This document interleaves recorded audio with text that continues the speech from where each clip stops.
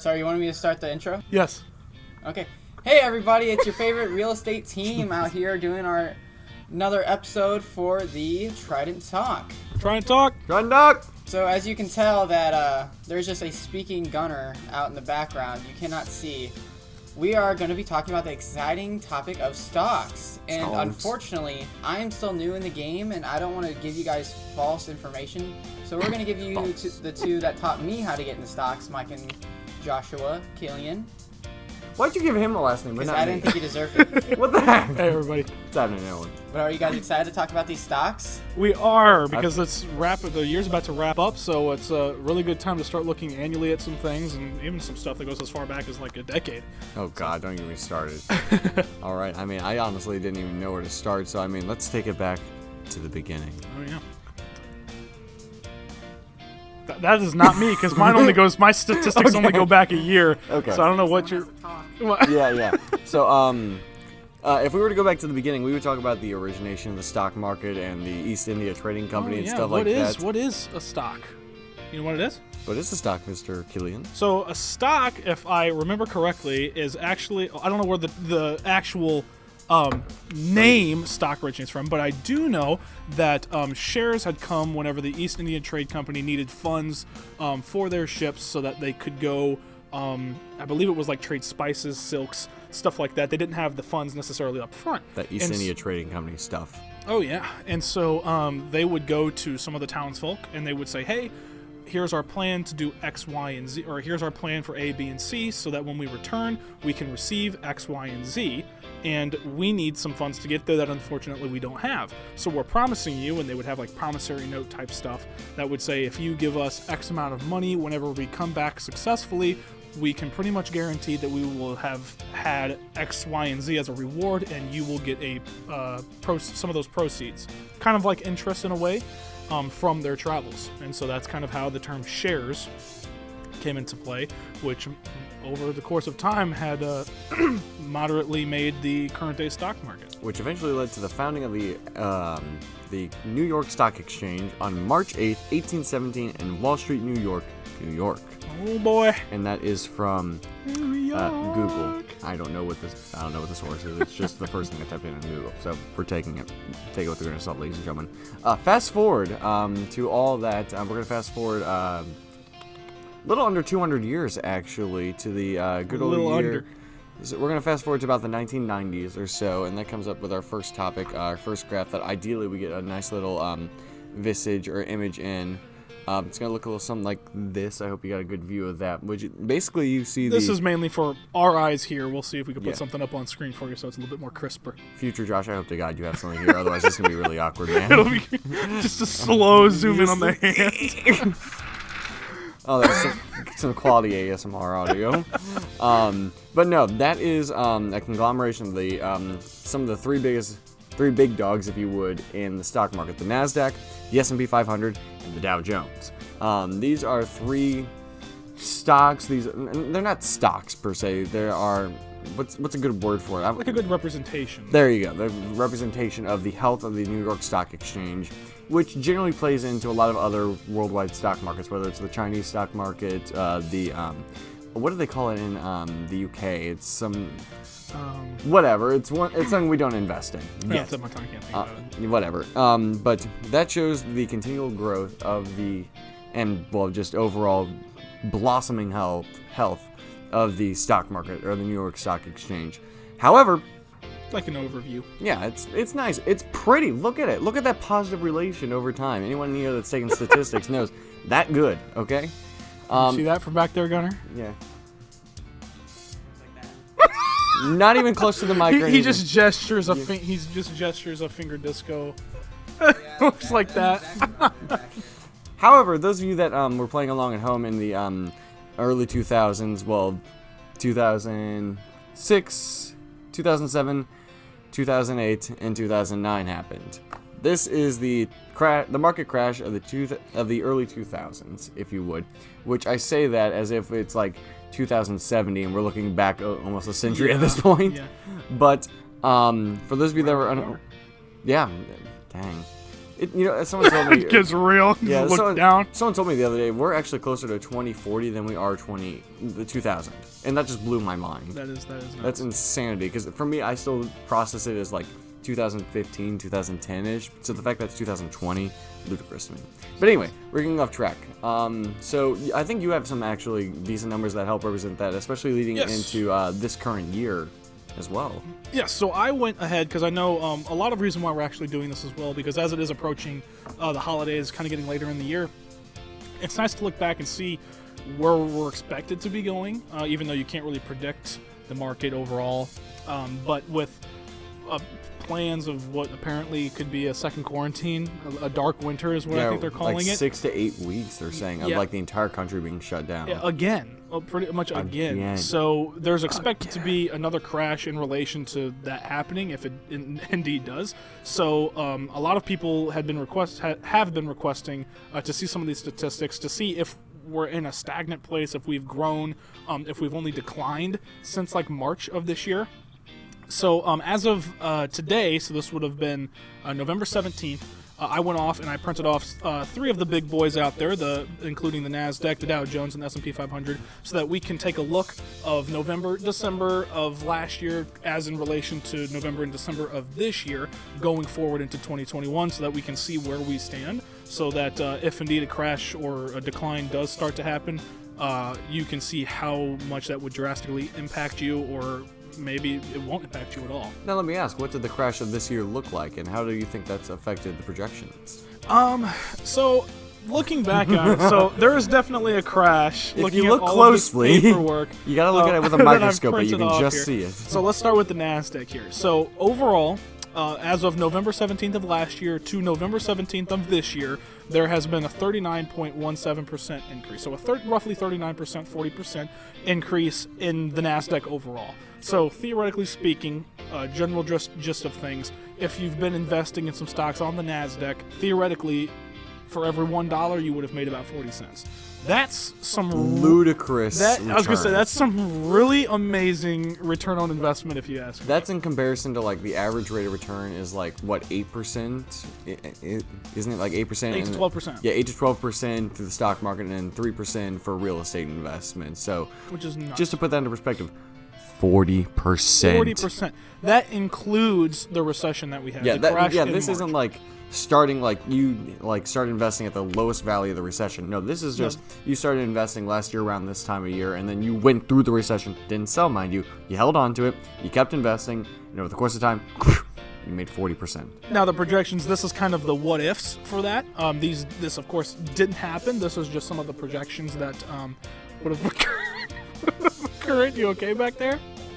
Just blank face. Did you lose your recording or something? What did you do, Gunnar? What did you do, Gunnar? Yes! Oh, boy. What were you recording on, my good sir? I've got some work to do, don't I?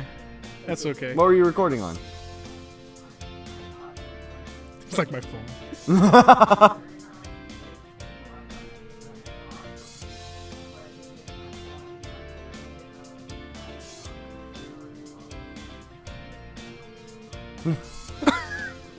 I'm gonna take that out.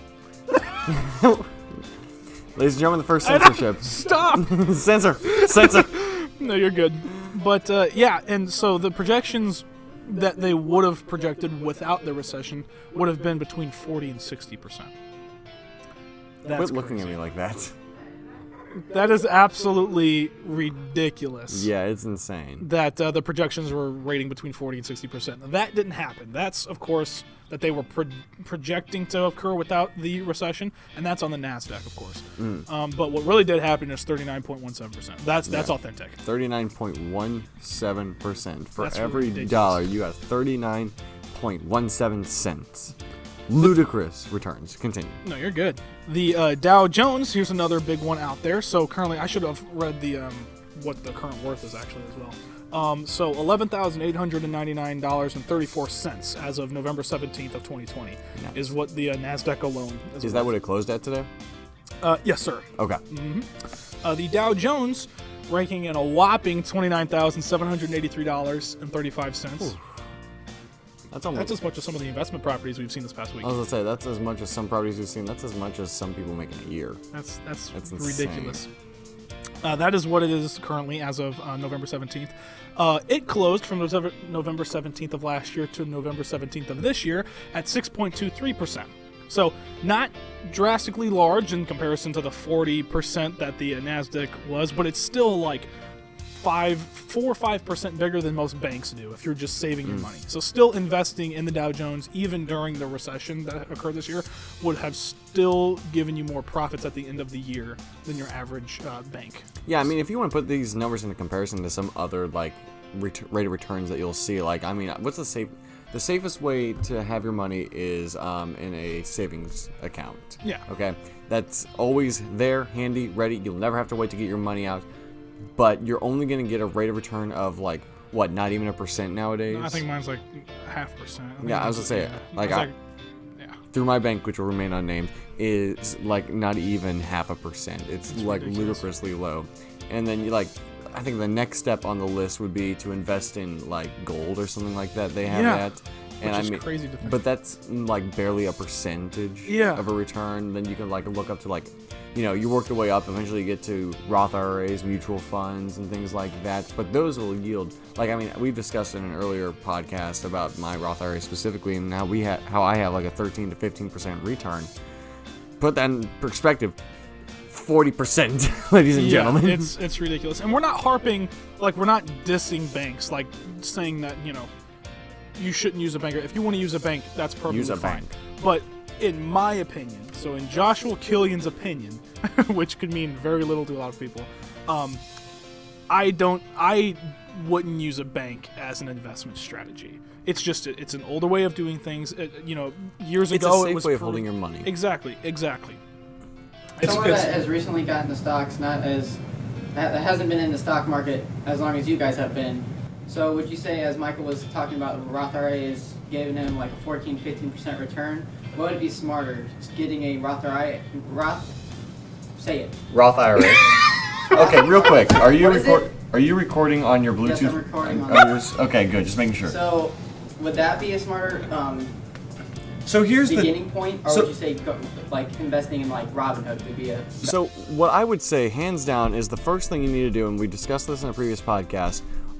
Before you invest in anything, make sure you have an emergency fund. Make sure you have the ability to say, like, if you were to lose your job or some catastrophic event were to happen, you would be able to cover your expenses for 6 to 8 months, give or take. I think that's what the average emergency fund calls for. From there, I mean, don't get me wrong, I absolutely adore my Roth IRA. I adore Robinhood.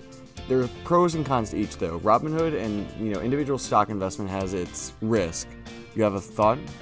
Yeah, well, I was gonna say we need to make a distinction between like a Roth IRA and like Robinhood being a firm. Robinhood being a firm that you use. You don't necessarily. You can invest. You can put your money into mutual Robinhood, funds and things like that, and like your own checking account on there. Like I have a Robinhood card myself, and you can let your money sit there. To me, that's the same thing as letting it sit in your local bank account, you know, that you can find. Except there's like a slightly better rate of return on that. Yeah, which it's still extremely low. I think it's like 1%. Oh, which is still double. That's double what you is double what you get in a bank, but it's still not nearly even meager in comparison. A 25% of even like the Dow Jones, which is the lowest return of investment on here, which is still breaching almost 6.5%. So I think what Gunnar was getting at, are you talking about like individual stock trading at that point then?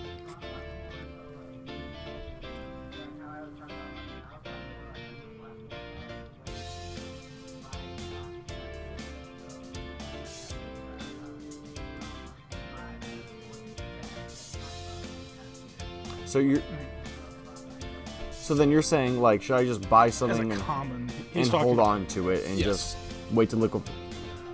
So personally, I would start, and here's the reason why I say I'd start with this. I'd say the second you have your emergency fund built up, start a retirement fund. And for me, the best option for that, or at least in my opinion, is a Roth IRA fund. Why?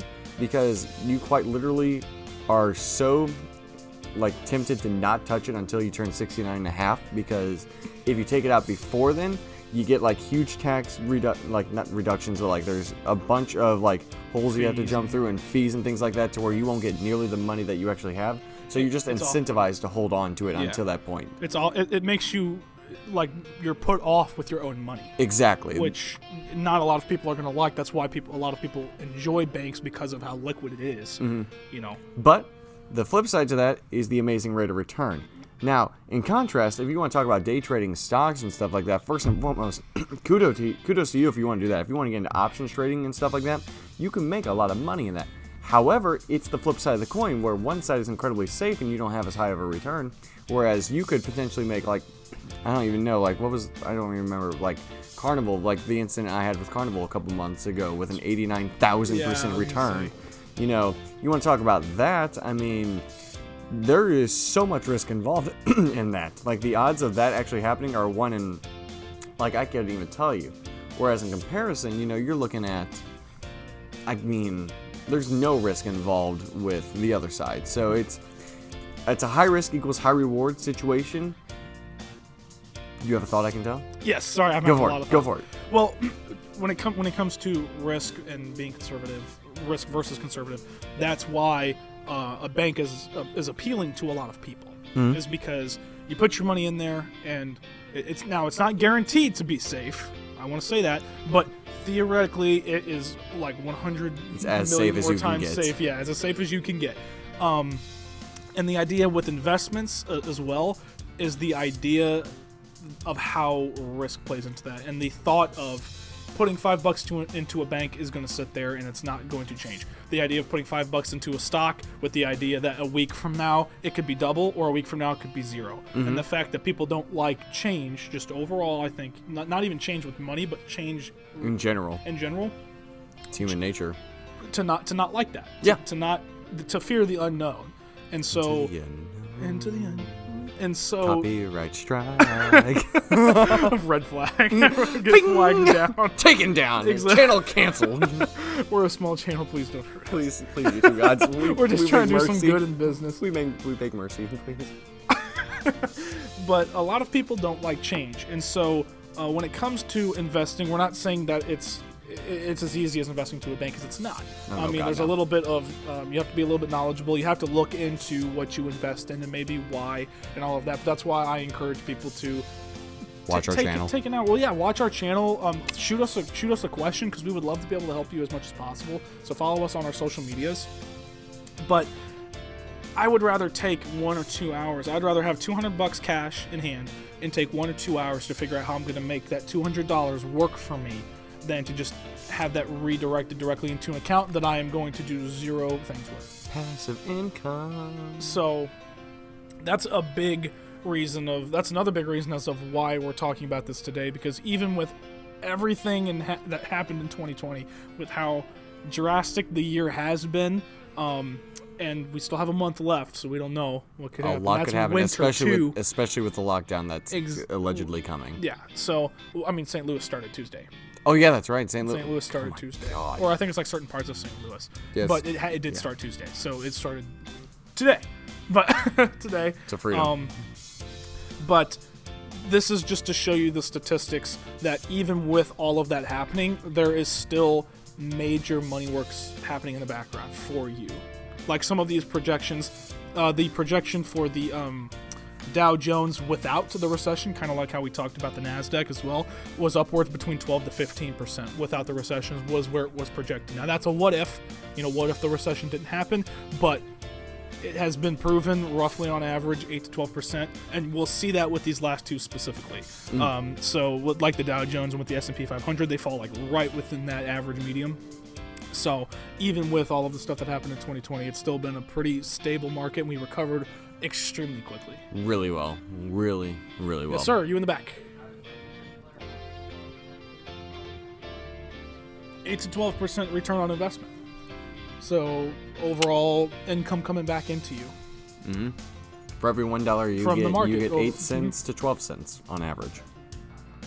And investing in stock market in general, this, of course it varies company to company. There's some that have 0 rate of return, and then there's some that have 30.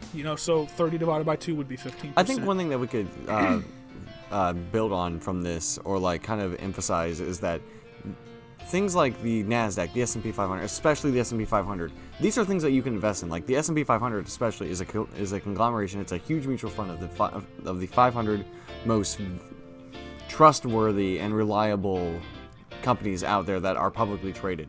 If you want something that's Fortune 500. Fortune 500, thank you. If you're looking for something that's, I don't want to say lower risk, I mean, but in comparison to investing in individual stocks, this is hands down lower risk. This is by far the way to go because these are the rates of returns. If you were to invest in an S&P 500 electronic transfer funds ETF, you would get these returns. This isn't a like, oh, you could just go out and maybe do this. No, this is a matter of quite literally, if you opened up a Robinhood account, went into the S&P 500 ETF, and put in $1 last year, you would have made 15.61%. Exactly. In a year. Mm-hmm. This isn't a matter of make-believe. This is incredibly doable. This is something that happens. This happens on your phone. The phone you're watching this probably with. If you're watching this on a computer, you can do it there too. So do it. You can. Yeah. Yukon, do it. Yukon, do it. Yukon. Andrew, if you're our watching friend drives this, a I'm sorry. Yukon. Yeah. Our friend drives this. a Yukon. What is that Ford? Is it a Ford Yukon? So, hey, we're out here talking about stocks. We don't know stuff about cars. You're in the back. You're the car guy. It's a Ford. You should do a podcast on cars. But anyway, the last one that what? Oh, did you hear that?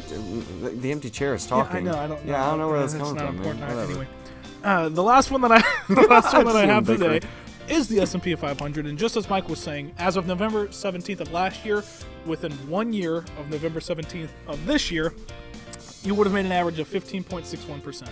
That is lucrative. That is insanely ridiculous. To think that if I did $1, I would have made $1.15.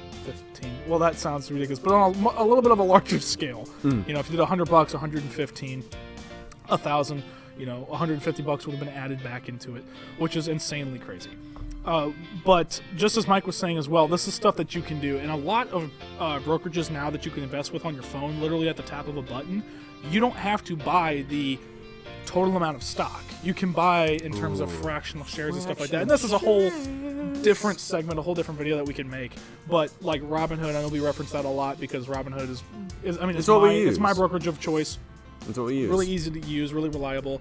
But you can invest with fractional shares. So like the Dow Jones being nearly $30,000 to invest in, I know a lot of people say like, how many shares do you own?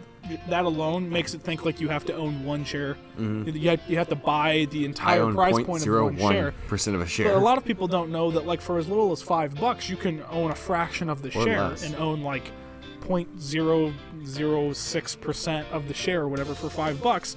But that relation, especially for like let's say for the NASDAQ at least, if you owned, because it's nearly $12,000, even if you did $5, that 40% nearly from year to year would have been in relation to your $5 investment. So you don't have to necessarily own $12,000 worth of stock. Man, that drink went down the wrong hole. I apologize. Oh no, you're fine. I'm doing some quick maths. Some quick maths? No, so I'm going off of. I know we discussed the 70-20-10 rule a couple podcasts ago, where 70% of your income goes towards your expenses, 20% even. Is it 20% you save? Yeah, 20% you save. Yes, 20% and then 10% you invest. So like for every buck, it would, or for every $100, 70 would go to your groceries, your expenses month to month, week to week. $20 of that would go directly into the immediate fund that Mike was talking about for emergencies. So a savings account, this would be a situation in which you would have that liquid right available on hand, ready that you would save at your hands, fingertips. And then $10 would be something that you would put into a market such as this, maybe something real estate wise, but you would invest your money to work for you. So whether or not that's stock market, real estate, you give it to your buddies so that they can do something for their business, or even opening up a retirement account or a Roth IRA, because that in itself would be considered like a better investment, in my opinion, than a savings account. Mm-hmm. Yeah. So what I want to make mention of, and I know I'm far away from the mic, I apologize, ladies and gentlemen.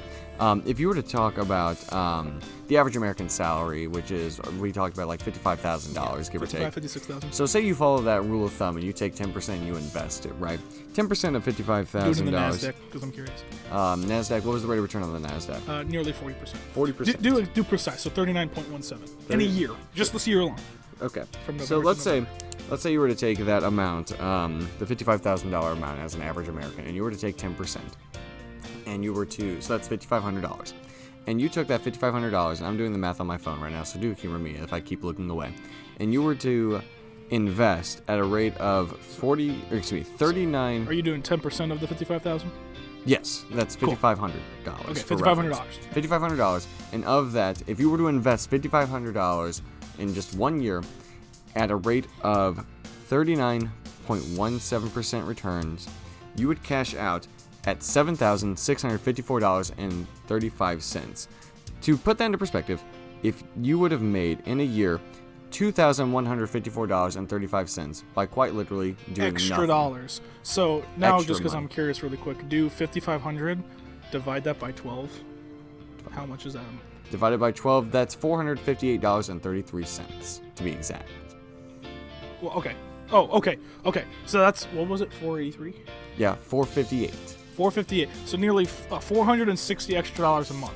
Now, I don't know about you, but that's over my car payment and insurance. Yeah. So that could, and I mean, I drive a relatively nicer car too, which is higher expensive. But I don't know why I said that. So, Wow. Sorry.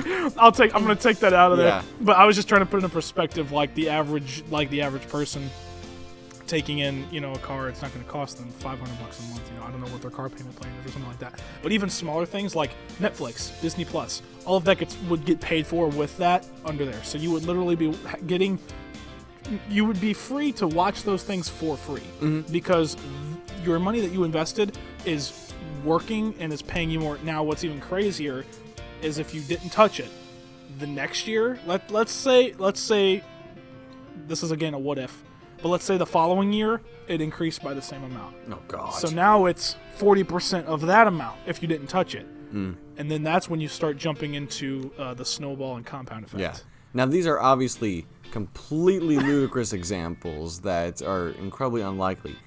But that's all speculation, projection, what ifs. I mean, the odds of another 40% return on S&P or a NASDAQ, I think this was, are so incredibly unlikely, but at the same time are just as likely to happen as they are to not happen. Exactly. Because it's a roll of the dice, pretty much. You roll a 100-sided die. The odd that it's going to land on a 1 is just as likely as it's going to land on a 100, or is just as likely as it's going to land on a 53, for crying out loud. D100. What is that? Is that our script? What does it say? It says most of America can't afford a $500 emergency payment. Yes, that is true. Yeah. Would you like to come on and say? Would you like to build off of that? Where did you find that? This is where we cut. Oh my gosh. Well, hang on, we have to cut. So we're walk out of. Oh, so what you're saying is like. Oh, like so, how you're talking about the refrigerator. People, like the fridge. If like their fridge broke, they wouldn't have the money to fix it. Yeah. Okay. Okay. So I get what you're saying. Which is sad. Okay. That's why we're trying. That's what this is for. That's what this podcast is for. Is to be able to help people. Is to help people become financially more knowledgeable with their finances, so that they can work their way towards financial freedom, so that they can pay for stuff like that without having to stress week to week. As I say, so you could quite literally have that $500 payment that you need at ready. Because, like, what is it? Like, most Americans don't have $1,000 in their checking account, or just at the ready, for crying out loud. Like, I mean, it's one thing to not have $1,000 in your checking account, but to have it in like stocks or something like that, have it in investments to where you might have, $10,000 or more dollars, but you only have $1,000 in your checking account. That's different. This is a matter of you quite literally would have to take out equity on your home in order to pay for a new fridge or something like that. Yeah. And that's what's crazy, is that it's a matter of, we sit here and we talk about housing markets and we talk about the stock market and things like that. These are all moving cogs in a greater clockwork mechanism that is financial understanding, stability, practices, and discipline. And at the end of the day, I mean, what was it I'm losing my train of thought. Continue. Go on to something. Well, I was just going to say, as we're coming up to the holidays now, it's coming up to December. I think it would be a good time for you and I to discuss where we think the market's going to go. Okay. How we think. Personally, I do believe that if indeed we're going to have this dark winter, if indeed we have another lockdown or something, I can see another ripple effect of what kind of occurred in March. Mm-hmm. Not as extensive though, because I think we all can agree that no one could have planned for the pandemic that we had, and we still have undergoing us. But I do think we are more prepared now. I know that when it first occurred and we had a lockdown, people struggled to work from home, to find ways to find toilet paper. Yeah, it's stuff. Yeah, seriously. Don't buy all the toilet paper, please. Please don't do that again. Please It don't. didn't work. It wasn't necessary the first time. It's not necessary a second time, especially if we're already planning for another one. We see it coming. But just We'll because lose our license. it's funny because I just had the ethics course tonight, so it's like in my brain of what Oh yeah, can and can't say. No one's gonna know that. it's ethics. It's ethics. Shout out to you if you're watching this, DeBoard. DeBoard. We gotta make sure DeBoard watches this somehow. I wonder what he's up to nowadays. Just see how ethics plays into stuff. Ethics plays into business. It does. I had a meeting today with the St. Charles Board of Realtors. Yeah. That we literally had a 3-hour ethics course. Yeah. For some of our credit hours. But I think that we will, if indeed we have this dark winter that they're predicting, and we have another quarantine, another lockdown, that we will have a decline in the market. I don't think it'll be as drastic, maybe not even as nearly as drastic as the one in March, but I do think we will drop a couple points, a few percentages here and there, but I think we are more well off and readily equipped now than we were in March, because no one could have predicted what happened in March. Oh no, God no. But we have adapted now, and we know what to expect, how to get things done if indeed we are locked in our homes again for another 6 to 8 weeks, so another 2 months. God, it's crazy to think about. If we were going to lockdown now, we wouldn't get out until January. We would miss all of December. Good Lord. I'm going to agree with you on that. I will put in this, and I'm not a certified financial advisor or anything like that. This is pure speculation. I think one thing that'll definitely have a huge impact on it is the policies that are instated by legislation as a result of the quarantine or the lockdown. So, for instance, I mean, you saw a bunch of legislation that was passed in regards to what happened with the March recession. So, like, with the incredible drop in interest rates that happened, or the stimulus packages that went out, or the influx of money supply into the money market. So, that played a lot into the market recovering as fast as it did. Oh, yeah. And boy, did it recover fast. I mean, we were... Quickly, dude. That was a quick turnaround. We were in and out of recession in like a quarter. Yeah, that's nuts. That's nuts. So for reference, the last time we saw a market drop this bad was... I think this market drop was worse than the 2008-2009 drop that we had seen in this earlier in this podcast. But in comparison, I'm going to see if I can find some numbers real quick. Continue talking. Let's see if I can find some numbers on the 9th. I think... don't call me on this because I know you're looking it up. Okay. I think we had a lower drop than the recession, that occurred overall. But I don't think we had the biggest drop as quickly as that one. Oh, no. So, let's say on a scale of 100 points or whatever, we've dropped 100 point... Really? That's a really face. No, I'm looking at the crash or the Great Depression. Oh, okay. So, for reference, the average drop across the New York Stock Exchange for the recession that hit us in March was 30-point-some-odd%. I think it was like 33-point-something%. Don't quote me on that. Please don't shame me on that. Roughly 30%. To put that into perspective, and this is from thebalance.com, the Great Depression, Dow Jones saw an average drop of only 24.8% in comparison. Almost 10% worse this year. I mean, you got to take into consideration the times. Oh, yeah, there's a lot of other factors that play into that. And, what the capital was back then versus what it is now, the value of the dollar, all of these things are going to feed into how much the drop actually affected the economy back then, because a 1% drop could be worse than a 30% drop depending on how the economy looks and is at that time that it drops. Yeah. So, but that statistic alone is just crazy that we recovered quicker within a quarter with a much more deeper and heavy intensive drop than during the Great Depression.